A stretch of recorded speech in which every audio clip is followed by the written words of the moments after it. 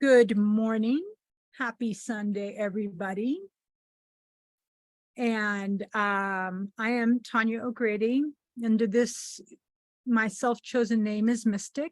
So if you're coming through Divination Academy, you will see me listed as Professor Mystic or Mystic. And that's my self-chosen name. I will answer to both. And sometimes I'll answer to mom, but not always. So, as we do with the beginning of all classes, we go over a couple of things so that people who are coming in for a first time can be clued in, and so that we all remember these things. So I used to call it the 3 C's, but it's now the 4 C's. The first thing is choosing crystals. So we're going to talk about these. These are things that I went over in the very first class more in depth. I'm kind of just going to do the down and dirty aspect of these, but these are things that just need to be reinforced and always good to remember. So choosing a crystal, everybody's like, how do you choose a crystal? What is the best way to choose a crystal? I believe that the best way to choose a crystal is a crystal that is calling to you, that is attractive to you, that you go, oh my God, I want that calls for me, that touches something in me. You can also go by doing some research and finding certain aspects, but many times the crystal that you need will be the one that calls for you. That can be in a brick and mortar store. That can be on Etsy, that can be on Amazon, that can be searching through the internet. You might suddenly go, oh my God, unicorn stones, exactly what oh my God, it's so beautiful. I need to find one. And so many times those are very effective ways to choose crystals. My analogy for crystal and crystal work, and the whole aspect that goes with crystal healing and reading and the magic of it, is it's like perfume. So you have a crystal that has its own aspects when it's not connected to a person. And then that's like a bottle of perfume. You smell it and it smells a certain way. Then I hold it or you hold it. Just like perfume, I spray perfume on me and you spray the same perfume on you, and it smells like 2 separate perfumes because of our own, in perfume language, it's pheromones and all the other chemicals that we have in the body. For crystals, it's to do with our frequencies, our energies that are running through our body, mixing with the crystal energy and the crystal frequency, comes up with different strengths. This is why I believe that when you start doing research into crystals, you will find that everybody's got a different answer. Everybody's answer is a little bit different. Now, I may have a relationship and a feeling with certain crystals. In these classes, what I do is I go through 4 or 5 research books that I trust and people whose work resonates with me. And I find the trends that go with that crystal. So that this is black tourmaline that I'm holding. And so some people may find black tourmaline to be mentally brightening. That may not be the first thing that is on the list of qualities that it has, but if that's what it does for you, then use it that way. So that's the choosing. Cleaning crystals, you can use water. You have to be very careful. You need to be aware of which ones are good with water and which ones are not. And some you can get wet just for a little bit and some you can soak. So my preference is not to use any kind of water unless I guess it's really dirty or something, like physically dirty. I use, if there's something on it, I would use a piece of cloth and just wipe it off. And then to cleanse it from being used, it's done its work for you, and you need to get it back to as much and as close to its connective state, is you can use smoke through incense, and or you can use like resin, you can use sound, which is one of the ways that I use a lot and often. You can use the moon. Yes, it is true that charging our crystals in moonlight on the full moon is really one of the ways to charge a crystal. Sorry, I've just cut ahead. It can clean it as well, and so can sunlight for short periods of time. They can also charge it. And you can also use breath. For some people, especially people who've done a lot of work with meditation and a lot of breath work, with your intention. And remember, intention in the work with in the metaphysical work and in the esoteric worlds, intention is one of the strongest powers. Our intention, our ability, our intention is what fuels manifestation, or a law of attraction, or somebody just asked cleansing and charging. I'll get to that in a second. Lost my track. So with cleansing, smoke, breath, this is where I was. So with the breath is that you would put yourself in a good place. You would find that balance within, with the intention of cleaning that stone of all the frequencies that it's been carrying along the way. You would then blow them out of the stone.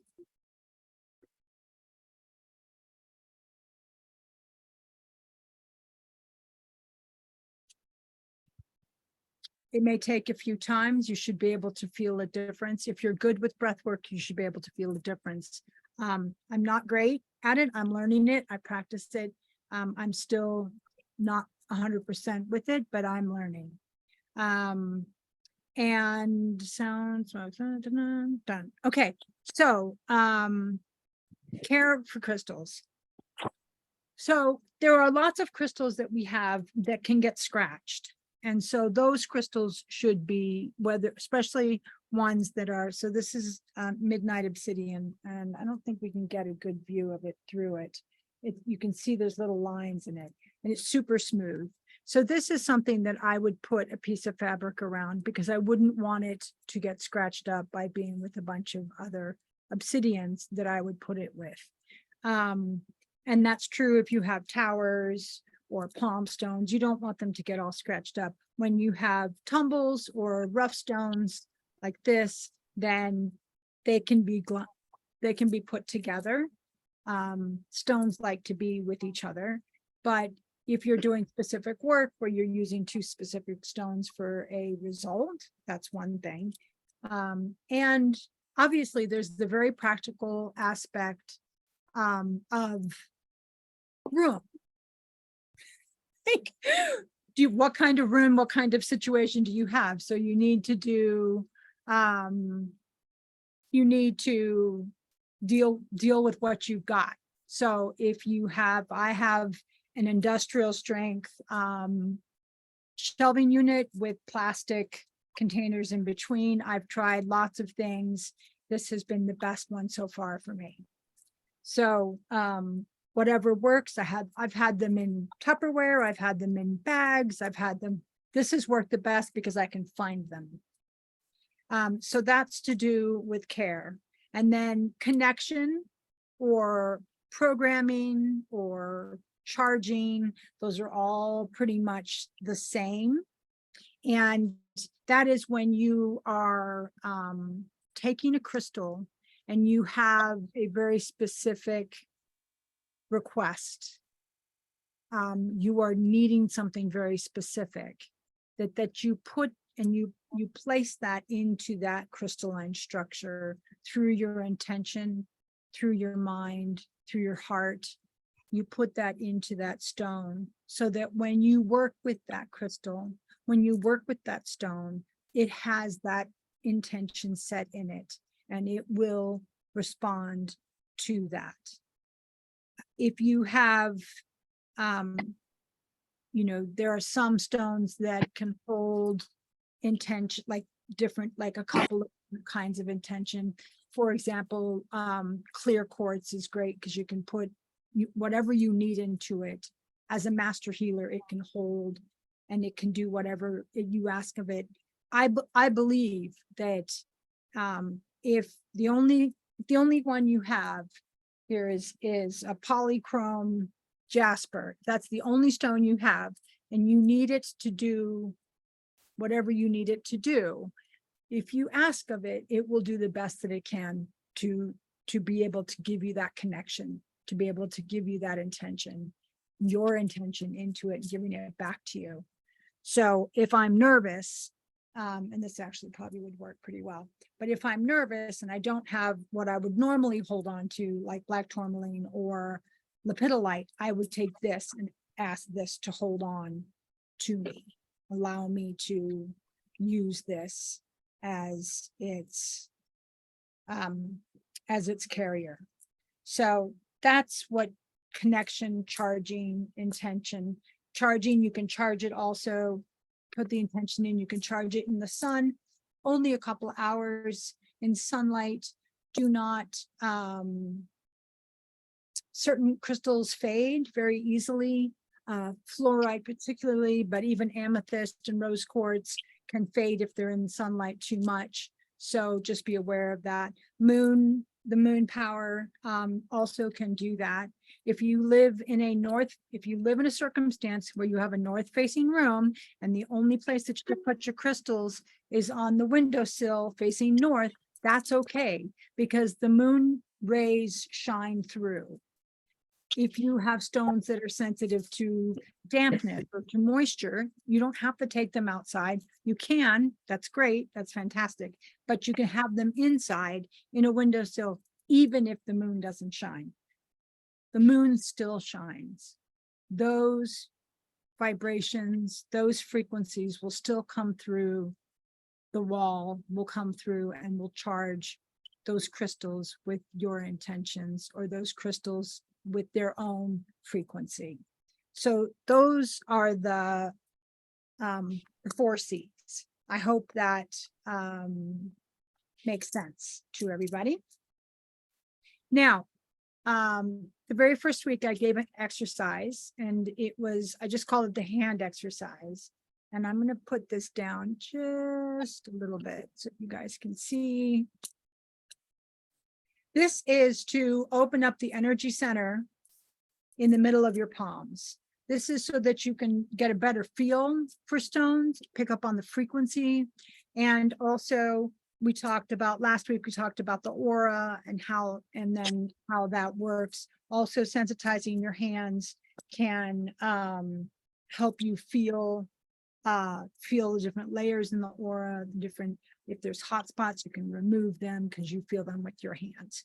So you can clap your hands together. You can get the blood flowing them. You can shake them, whatever you need to do. Your mind is going to your hands where you are trying to sensitize them and open them up.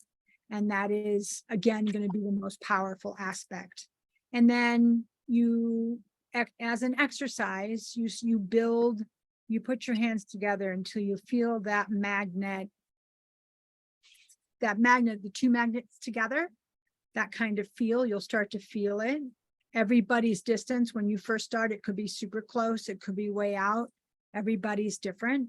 And then you can build an energy ball and start to feel the edges in your mind, make it a ball. And this is one of the ways to turn your hands on. I just got rid of the energy ball. It was there. And that way, when you put a crystal in your palm or you're working with the crystal, then you are more connected to it because you're more sensitized to it. This also goes for feeling different I don't use the word chakra, as it is specifically to do with the Hindu practice. And even though most of the deities that I work with are Hindu, and I've lived in India, I still use energy centers. There are two other energy centers that I will talk about. We're going to talk about. Okay.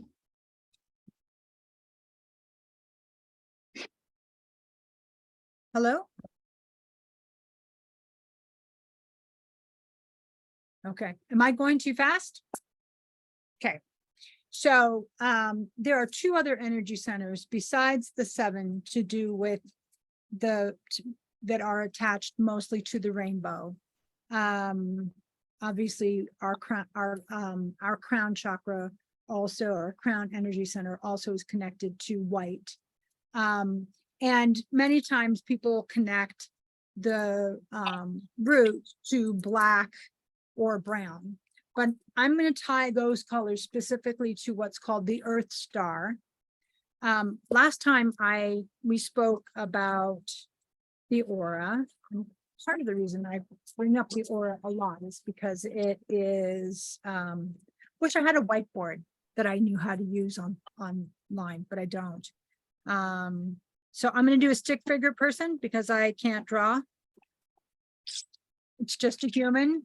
Here's my human guy. So we have our 7 regular, not regular, the ones that we are most common with. Those are the 7 centers that we are the most common with. Now we have an aura.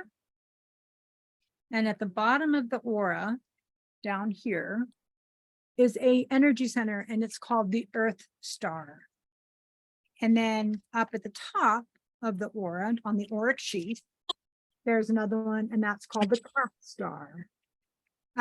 We will be talking about the Earth Star energy center, and it is when you stand in the as we know, our aura doesn't just stop when it hits the floor; it continues underneath.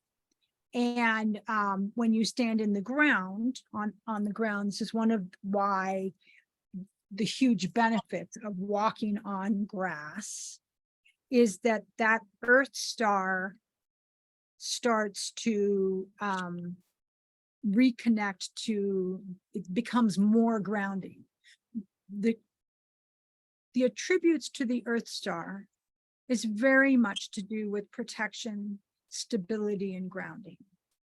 The stones that are brown and black tend to be more having those attributes to them. And they may have different sort of leanings and different styles and different kind of frequencies. However, that Earth Star is very important. If you stress and anxiety, which I think 50% of the population has and won't admit it, when you're doing grounding exercises, it should go all the way down to the Earth Star if you can.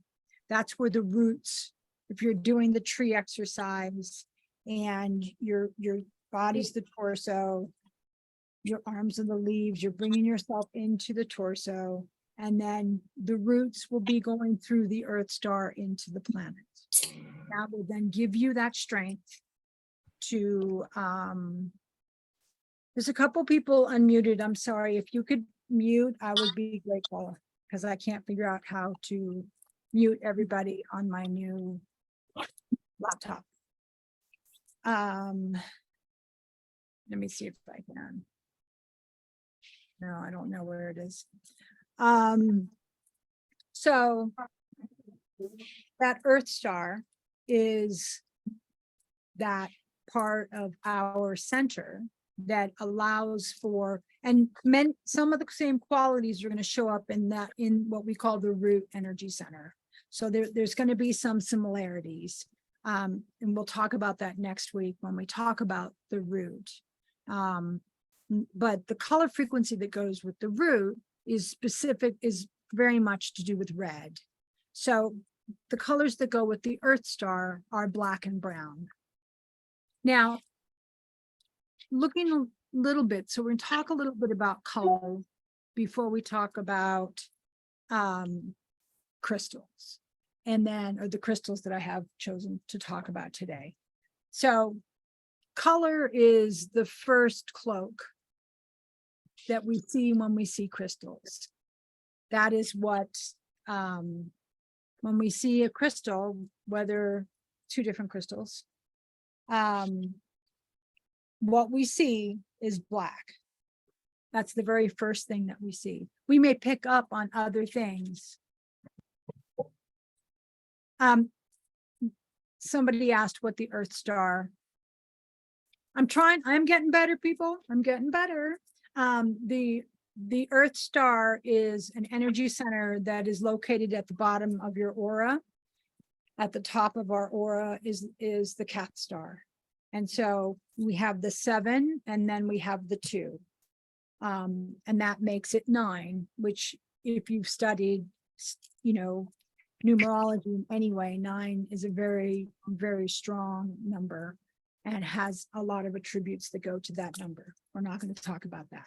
We are going to talk about, so the Earth star is the center, energy center that is located below our feet in our aura, bottom. If you ever feel unstable, we've all heard this our whole lives, is to walk on grass, is just to go walk on grass, get a feel for the grass. And part of that is that allows that energy center to get cleaned up by the earth. The earth reconnects it to itself. So, all right, I'm gonna have to hang on one second, people. It's just a couple. Okay. All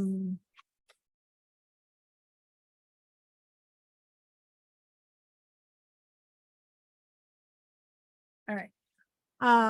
So yes, so the 2 colors that go with the Earth star and that stability. And if you think about it, as much as our feet are our stability and our grounding.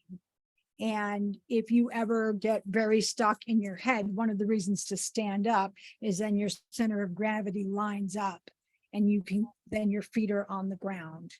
So that's one of the ways, if you get too heady, too stuck in your head, that then you can pull yourself down. The Earth star is where that grounding and that protection and stability starts. It's the bottom part of the aura, so it goes up and does protection for the aura, which makes sense when you think about the stones that are connected to the Earth star center. So it comes up, and it's not a center that we can just open in terms of, like, if we work on our heart energy center and we can become more open, it doesn't quite work with like that. But when we start working on grounding and protection, we are working with that energy center, and it becomes powered, and it becomes a protection and a stability for our body, mind, and soul, spirit. So, oh, I know it doesn't say. So that's the energy center that we're going to look at. I wanted to go a little bit over the colors, black and brown. I wanted to do sort of take a look, just do a very quick rundown of history, because that's where we see the trends of color starting, is how they show up historically. Now, black has a very long history. In Western culture, it is to do, part of it's to do with mourning and loss. it's to do with respect, because when we go, say, to a funeral or a memorial service, we wear dark colors or black out of respect. So that's ties to that. Many times it's to do with power. Historically, and I have a note, I'm going to refer to a note because it was about Egypt, and I thought that was really, really cool. So obviously it's connected to the underworld, and the Egyptian god Osiris, ruler of the underworld, was frequently depicted with black skin. Black is also associated with the fertile black soil of the Nile, representing the potential for growth and abundance. That's one aspect, is that mourning, and then the power. Many times we see people, unfortunately for women, we're told the little black dress, but it also has a, if you wear that in a suit, there's in hot pink, as opposed to wearing a black suit, has a very different frequency and gives off a very different frequency in a business type situation. Something to think about. Not going to go down any road there. The other aspect to black is to do with the yin yang and its opposites. And so it has this opposite aspect that is to do with the white and the black, the seen and the unseen, the known and the mysterious. And so black has those attributes that also come with it. When you're working with, it has a long history of protection. In some of, I cannot remember if it's Roman or Greek, but they used tourmaline in their, for their soldiers for protection.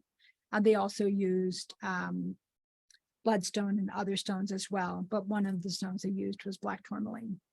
Now, which is one of the two stones, we're going to talk about 3 stones today, and tourmaline is one of them. So, but there's one of the best ways to sort of start to get a understanding is to start seeing where black shows up, even in society today, even in how we, where it shows up today, or historically in artwork, in history. These are ways to get into that frequency of what that color may carry by itself. Then when it's mixed in with the crystal, it'll attribute to the crystalline structure, but it'll still carry that frequency that goes with black. And protection, stability. So then brown, did I get everything on black? Because I did some research on it, because I knew a lot about this, but it's really good when you do the research to then have it sort of in one place, and instead of sort of all fuzzy up in the head. Yeah, from a psychological standpoint, it's to do with authority, power. Each tradition, obviously each cultural tradition has slightly different ways that it shows up. Now, brown, we're going to talk about brown. Brown has much less historical it's much less highlighted in history. It is what is known, what it's connected to is earthy, which makes sense because it's the color of the earth and of ground and of dirt. So it has the stability that goes with it. It also has the starting of abundance, the starting of growth. It's where seeds are planted and they start to then break through. So it has those aspects that go with it. This is brown, which is different.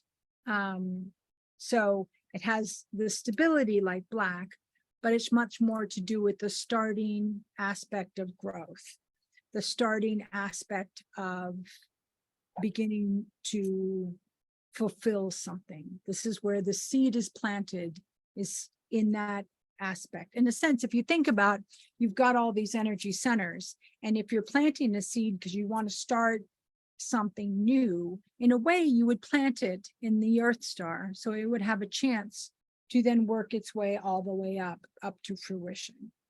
So yes, there are lots of things to do with specific energy centers, but it is the beginning, the brown aspect of it is the beginning of the growth. I've repeated myself now. So let me double check and make sure that I got everything it said, because I thought down. Oh, that's right. And then also think about phrases is another way when you're looking at color. Down to earth. When we say someone is down to earth, we are not talking about someone who's highly intellectual. Doesn't mean they're not, but when we say someone's down to earth, we very much are talking about them being grounded. When someone's earthy, it means in many times it's someone who is going to give you the facts. It's not going to be bullshit. It's not going to be a bunch of hoopla.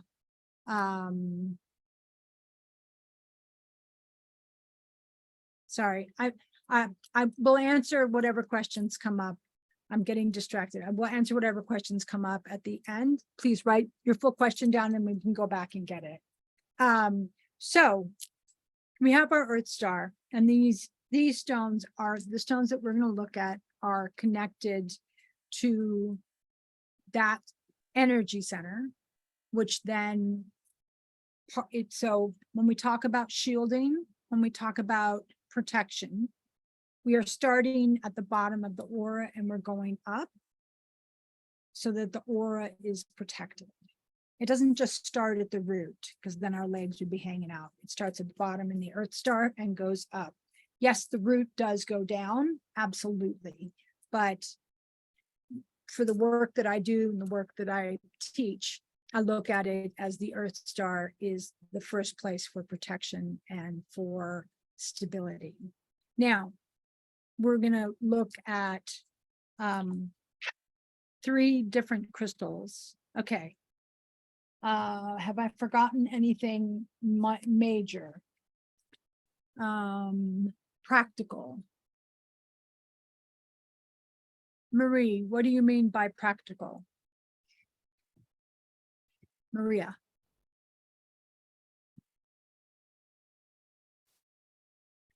Sorry, I was referring to the earth, no, not the root energy center, as opposed to being in the mind, in the intellect. It's more like what's happening down here, down to earth. So the Earth, so the Earth star energy center is below the root, and it absolutely is pulling, if you're getting too heady, if you're getting too anxiety is very much getting too many thoughts going on, too much thinking about the future, too much worry, all of that. One of the things that can help with that is to become grounded. And the Earth star is, you're pulling it all the way down, and you're pulling it within, the Earth star is within the aura. It's at the bottom of the aura. It's the like aura. What's at the top of the aura again? the Cath star. C-A-T-H, Cath. Oh, okay. Thank you. So here we have a little ovally. Let's do it this way. That looks better. So the Earth energy center is going to be down here. Is that better? The Earth energy center is going to be down here. And then we have the 7,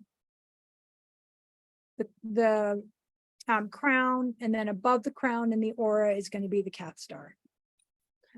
This was why last week I recommended that people not sleep with plugs above their head. Like if you have a plug there, just plug stuff in other places. Don't have it charging up here, because that, when you lay down, that then comes into your body so it can process out. So your day can get processed out for the next day, Thank you. in theory. Thank you. You're welcome. Okay, so these are stones that connect to the Earth star. And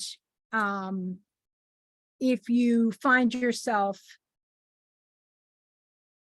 not grounded, these stones, if you work with them and you have them and you've done, you've intentionally put them in as protection, you've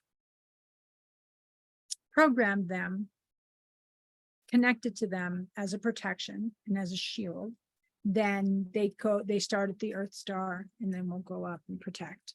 Now, we're going to look at two black stones. One is tourmaline and the other is obsidian. And the reason I like to choose stones in the day, which is what I did today, and the reason I chose these two is because they have very many of the same qualities, but they have a little bit of a different style. It's kind of like fabric. It's black, but linen is very different than rayon or cotton. We'll use linen and cotton. There's similarities. You can wear I'm wearing a jumpsuit today that's made of linen. I could wear a jumpsuit that's made of cotton. It would be very similar, but it's different. And so it's when it comes to the qualities that obsidian and that tourmaline have, that these are, I just thought it would be really good for people to have, just to hear some of the similarities and some of the differences. So we're going to start with obsidian. Now, obsidian is technically not a crystal. It is not part of the lattice work. We use it as a crystal, just like we use abalone, as we use amber, as we use petrified wood. Some petrified wood does make it into the lattice work, some does not, depending on how old and the kind of process that it's happened. But it is considered in the lattice work, which we will get to down the road. In the lattice work, it's under the title of amorphous. It is volcanic glass, and it tends to be a little bit lighter than other stones. And so this is tourmaline and this is obsidian. Obviously the obsidian piece is quite a bit bigger. And I would say that if they're not the same weight, that the tourmaline might be a little bit heavier. So one way when you're looking and working with crystals is to realize that crystals have different weights. I'm sure if you have a garnet and picked up a garnet, garnets are heavy. You're like, whoa, this is for a little tiny stone. It's heavy. So each stone has its own weight, but one way to sort of tell, because when you get a tower, oh, the tip is broken. See, I didn't take good care of it. I'm sorry. So here's a tower. At a first glance, it's really hard to tell if it's obsidian or tourmaline, black tourmaline. And so one way is to do with the weight. If you're holding two towers that are similar, the obsidian one is probably going to be a little bit lighter. There are, sometimes you can see in tourmaline, you can see some of the striations that come up like this. Sometimes you can see those in towers that are made of tourmaline. most often we see towers that are made of obsidian many times, not always. Obsidian comes in lots of different, I was going to say frequencies, but lots of different styles. Like this is midnight lace. I really want to, this is like one of my favorite. Hang on. Let me see if I can blind everybody and show you how beautiful this is. Or not. I was being very proactive. I turned off my phone and now I need it. I'll show that in a second. Midnight mahogany obsidian has the red, oh, that doesn't, you don't see it very well in that, has sort of brown flecks in it. But even here you can sort of see through the tip of it. Let me see if I can get my flashlight on. Anybody who's been here more than once knows that tech is not my forte. And can you see through?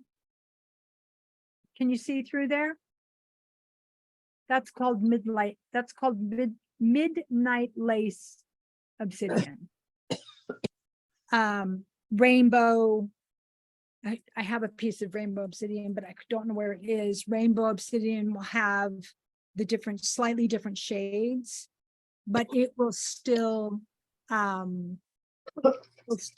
that lightness, and it'll still have a classy appearance. One of the things with obsidian, so that's sort of like the physical differences between tourmaline and obsidian.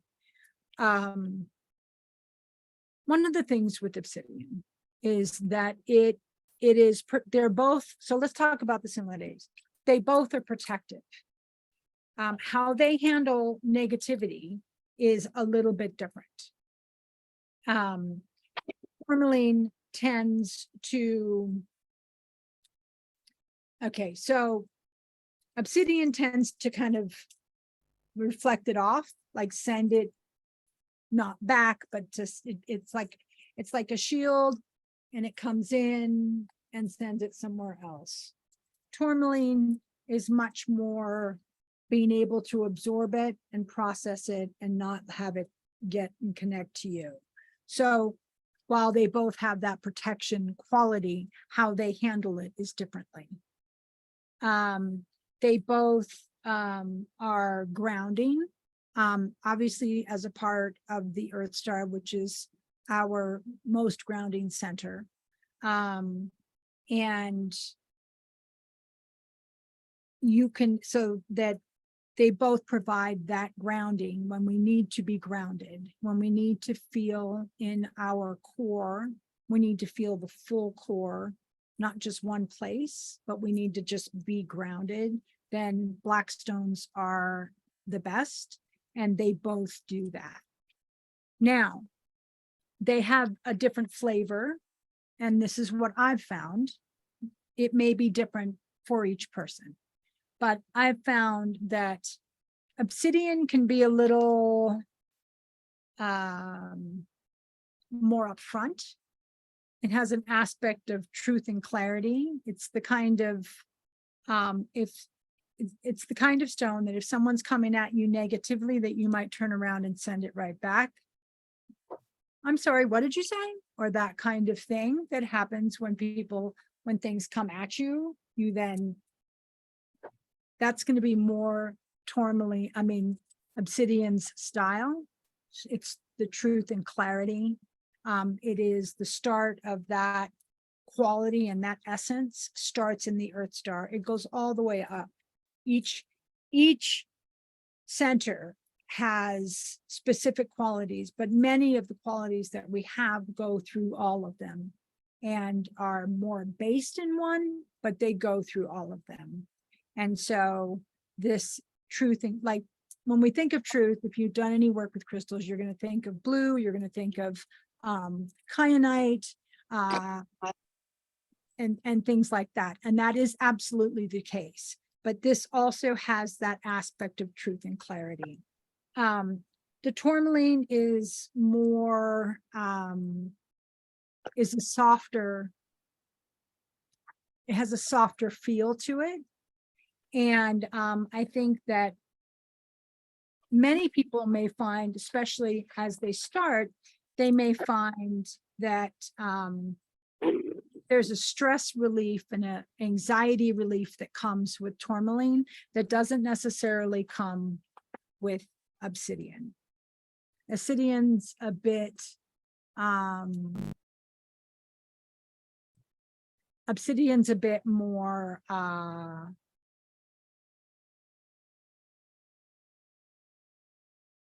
upfront, and tourmaline's a bit more about taking care of yourself. This is very much reflective.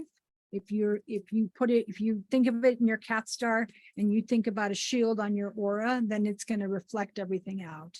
If you have tourmaline and you're thinking of it about it, it's going to allow it through and out. It's still going to be protective.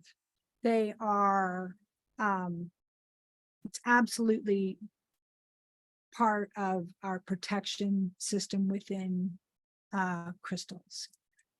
You can wear both. They do not have an antagonistic feel to them. I think in some ways it's the first, so tourmaline is one of, talking about from a tourmaline has that, like lepidolite, like many stones that help with anxiety. It's this first one. It is it's very easy to connect to. And so if you're finding yourself anxious and not grounded and not feeling well in yourself, that you know their balances are a bit off, tourmaline can be one of those ones that can bring you back down. What else did I forget? So the other aspect about obsidian that I just remembered, just saw a note, is that this also has a connection to the emotional center. Like, this is for stress, but this is with that clarity aspect. This is obsidian. With that clarity aspect is that there is this emotional center connection, that it connects to that center. And so it can help clarify how you're feeling emotionally. How it can also bring up historical things many times when you're ready to deal with things that are deep, things that have gotten deep in oneself. That this is one of these stones that will start to bring things up. It isn't, if at any time, and we all should remember this, at any time, if something comes up and you're not ready to deal with it, you tell what's coming up that you're not ready, that aspect, that memory, that time of your life, you are not ready to deal with it. And even if it's coming up, if you're not in a place where you can, then you can tell it that it needs more, you need more time to be able to get to it. And so if you find with obsidian that stuff is coming up that you're not prepared for or don't want to deal with, then you can ask the stone, you can ask those essences or those moments. They just need to wait until you're in a better place. I think that that's really important in the work that we do across the board in trying to grow spiritually and personally. I think it's really important to remember that that work will have stuff come up. Stuff will get released. You will see a photograph and suddenly remember something that you did not remember, or you will realize something that you did not realize. And if you're not ready to deal with it, then you just tell that part of you, I'm not there yet. I need more time, so that it doesn't keep trying to get dealt with. And then when you're ready, it will show up again. You can put it away, but I can guarantee you it'll show up again. And then when you're ready, then you can deal with it. This is one of these stones that can pull stuff out. Sometimes you're not ready for it. Then you just say, I'm not ready for this, please. Stay where you are safe, and I will take care of you at a different time. And that's one of the aspects of obsidian. With the tourmaline, it's, I want to just double check and make sure I hit all the points. Cut off. Thank you. Grounding, stress relief. Yes. So those are the two main black crystals. There are onyx and jet and shungite, and there are many other black stones. They all have that aspect of grounding and shielding and or protection. That's just part of being a black stone. Each of them has very specific other attributes. Shungite can help with EMFs. I don't know that I don't have a lot of jet. I don't work a lot with jet. So I'm not going to say that much because it's not in my repertoire. And I know that onyx has a very different feel. So we'll go on from there. Yep, we'll go on from there because, and then we're going to look at one brown stone. And I decided to go with something a little funky, something that not everyone's heard of. So this is, let's go close up. Can people see the little squiggle lines? So this is, it's called Miriam stone and or calligraphy stone. It's also known as desert jasper. Now, it's different than this, which is picturesque jasper, but it carries some of the same attributes. Again, it is a stone that is grounding. And this is, with the obsidian and tourmaline, you could put protection as their first, the first note, and then grounding as the second. With this, the first note is grounding. And many jaspers, like this polychrome jasper, which has some red, so it sort of kind of connects to from the earth star up to the root, has that sort of grounding aspect to things. I love the feel of the stone. The stone feels so warm, and we'll talk about that after. Somebody just asked about night bears. We'll talk about it after. So this is, you see these little lines. So it is said that it is to do with ancient wisdom that is in the stone, that is part of the connection to the stone, and that this has that connection to the ancient wisdoms of the past. It also ties to, if you're doing past life work, it's also a good stone to use for that, since it has that ancient wisdom put into it. And you think about, some stones are just made, quartz crystal, baboon, not baboon, crunch, crunch, crunch, baboon. But some stones are like lots of different things go into them. With jasper, 20% of the things that are in jasper are not part of jasper. They were material things, and they become part of jasper, but they were material kinds of things. They were plant. They can be lots of different things. How do I spell the name? Calligraphy, like the writing, or Mariam, like the name. And I can spell it. Let me, hang on, let me get my notes because I can't spell off the top of my head. So the calligraphy stone is CALLIGRAPHY,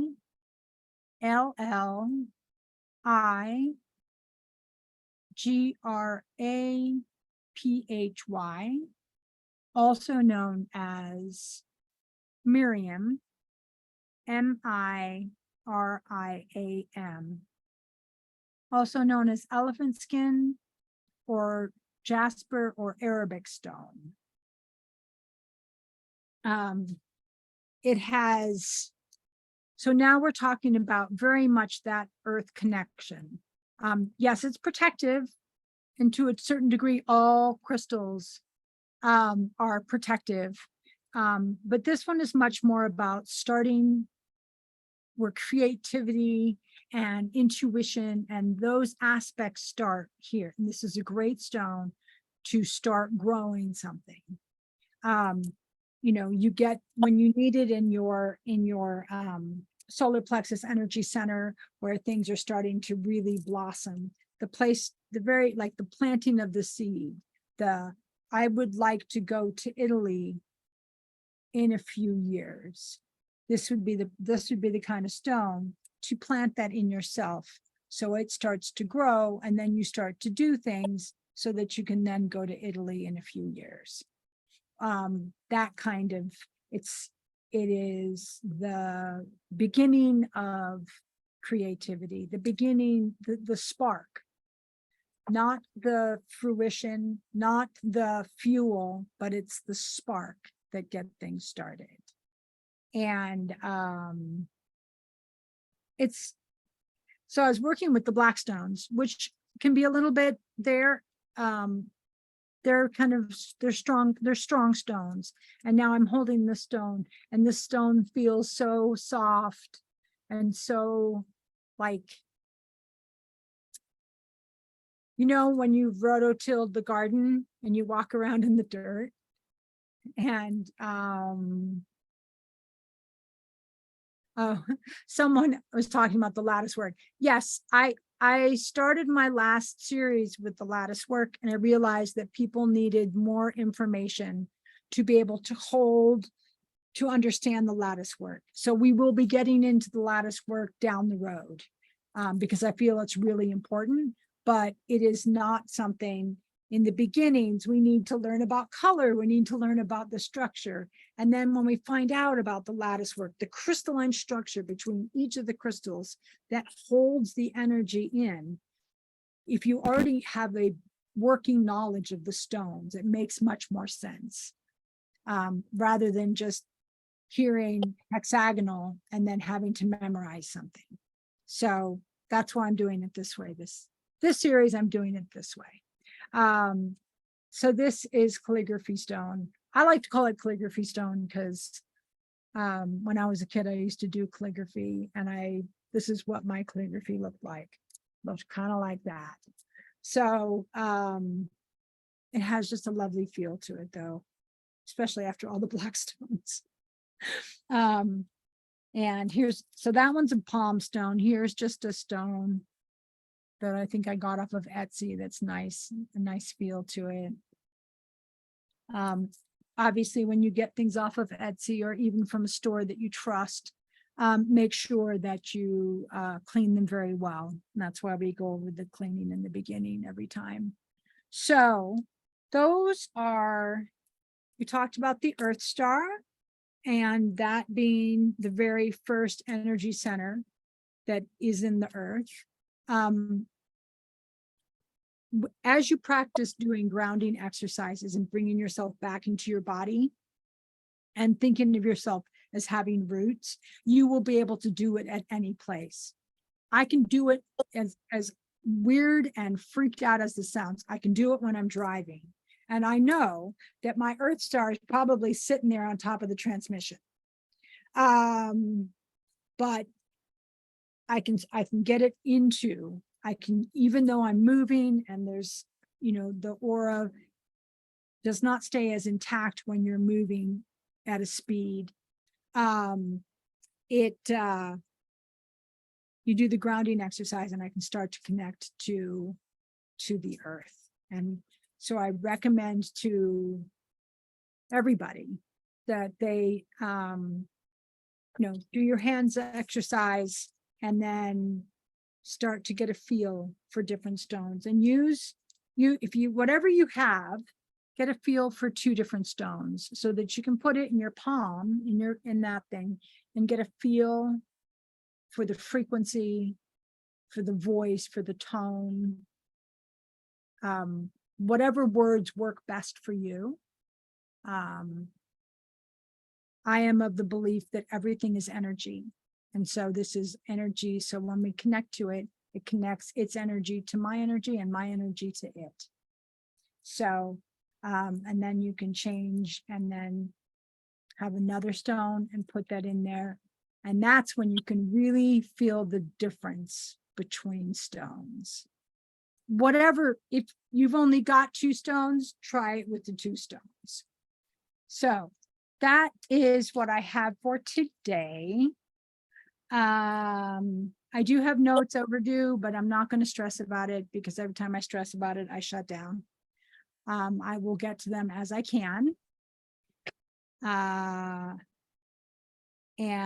the next class we will be on the root, energy center, and red. I am going to turn off the recording. I just wanted to say that was what the next class is going to be. And then we can chat.